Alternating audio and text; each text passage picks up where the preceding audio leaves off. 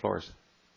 Well, again, we've heard a lot of rhetoric today about choices and about people saying things are not fair.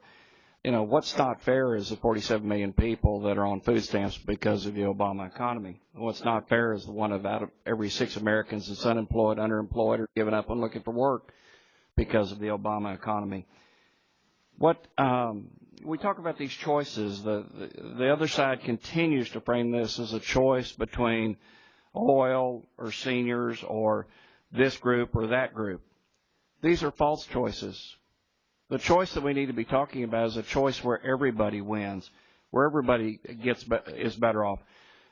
We need to quit talking about a choice between paychecks and food stamps. We need to talk about paychecks where everybody wins. When I took my very first economics class, two of the first things I learned were the following. One, if you want less of something, tax it. So if you want higher gasoline prices because you have less gasoline, let's go tax the oil companies.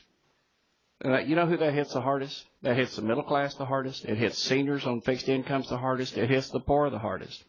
So if you really care about those groups, then you'll quit talking about this guise that you can raise more revenue by raising taxes on oil companies or anybody else for that matter.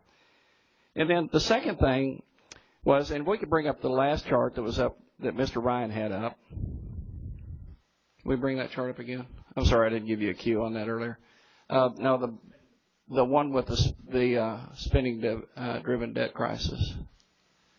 Anyway, the other thing that I learned was that the laws of economics are like the laws of gravity.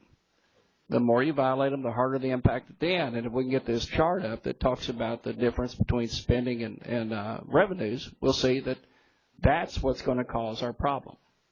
It's not taxes. It's that big red wedge that occurs because the federal government can't live within its means. It's because not only do you have problems with the way Medicare is managed or the way Medicaid's managed, you got the way problems with the GSA manages its business.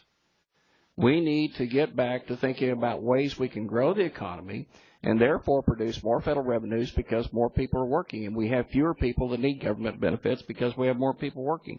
So let's talk about the real choice where everybody wins, and that's when we have a broader, more quickly growing economy. Thank you. I yield back. I thank